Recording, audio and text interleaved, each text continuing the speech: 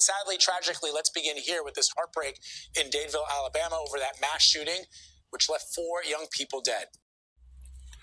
Imagine waking up, getting ready to celebrate your sweet 16, and by the end of that night, you'll be holding your older brother, he'll be dying in your arms, and your mama be shot 2 times. That's the reality for a young lady in Dadeville, Alabama. Let's get into the story. One of the victims was 18-year-old Phil Dowdell. His sister Alexis was celebrating her birthday that night. CBS News correspondent Omar Villafranca spoke with Alexis and her mother, who was shot twice, and Omar joins us now. Good morning.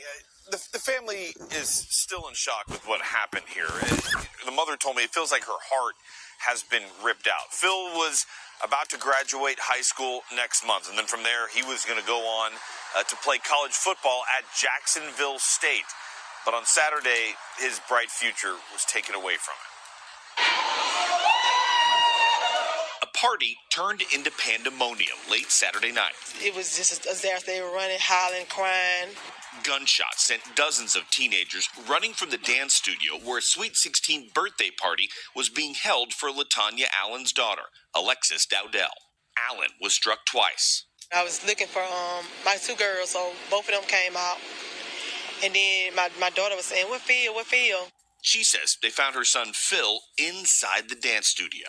Alexis, she got down on her knees and was holding him.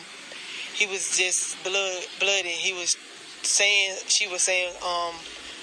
kept telling him, wake up, Phil. When somebody from the ambulance had came in and they felt his pulse and they was like, he gone. And I was just like, please don't tell me that. Please don't tell me that. Phil Dowdell was one of at least 4 people killed, along with fellow high school senior Shankivia Smith, 19-year-old Marcia Collins, and 23-year-old Corbin Holston. Video taken just minutes before the shooting shows Alexis and her brother, wearing a pink hat, dancing at the party. Alexis says when the bullets started flying, Phil pushed her to the ground, out of harm's way. Did your brother save your life? Yes. If it wasn't for him, I don't know where I'll be. I don't know if I would still be standing here today if he would never save my life. According to witnesses at the party, the mother of Alexis, the girl who was celebrating her sweet 16 birthday party, got some news that maybe somebody was in the party with a handgun. So she stopped the music and she asked everybody 18 and older and anybody with a handgun to please leave the party. Shortly after that, shots rang out. There's still a lot we don't know about the investigation. Alexis told me that during her party, there was actually a rumor that someone may have had a gun. Well, of course, her mother heard about that. She was chaperoning it, and she did what any mother would do. She stopped the party, stopped the music, turned all the lights on, and then announced to everybody in there, 1, if you're over 18, you need to get out of here. If you are over 18 and you have a gun, you also need to get out of here. And then later on that night, shots rang out. Anne-Marie? She tried to do the best she could. What can you tell us about what was found at the scene? Investigators obviously haven't been saying much, but they did release some information yesterday, and they told us that they found multiple bullet casings, shell casings, consistent with a handgun. They didn't find any rifle rounds that were spent here. So it was just handgun rounds that they found here. So obviously that tells us it was a handgun, something that was could easily be hidden as opposed to a long rifle. So yes, it was handguns used in this shooting. But exactly how many shots was fired? Later on after the investigation, it was determined that at least 89 rounds was fired in this building. Them people didn't stand a chance, man. And what about an update on, the condition of now the even more victims than we initially thought? Yeah, initially it was 28, and they bumped that up to 32. And some of them have gotten out of the hospital, and they've gone to several hospitals here in the area, kind of spread apart. Some are still critical with wounds. And what's interesting, I actually talked to the mother who told me she was shot twice. She still has the bullet in her side and in her leg, and she says that doctors are a little bit worried about taking him out because they don't want to do any damage yet right now, pulling him out. So she was patched up, and she was out walking around. 5 of the 6 suspects in April 15 shooting in Dadeville made their first court appearance Tuesday. So y'all did a shooting Saturday, and y'all was in court by Tuesday. So that means y'all was caught in less than 3 days. I want y'all to pay attention to 2 of these 3 names. Willie George Brown Jr., 19 of Auburn, and Lamar Hill Jr., 20 of Auburn. Shortly after the shooting at the Sweet 16 party in Dadeville, there was another shooting in Auburn.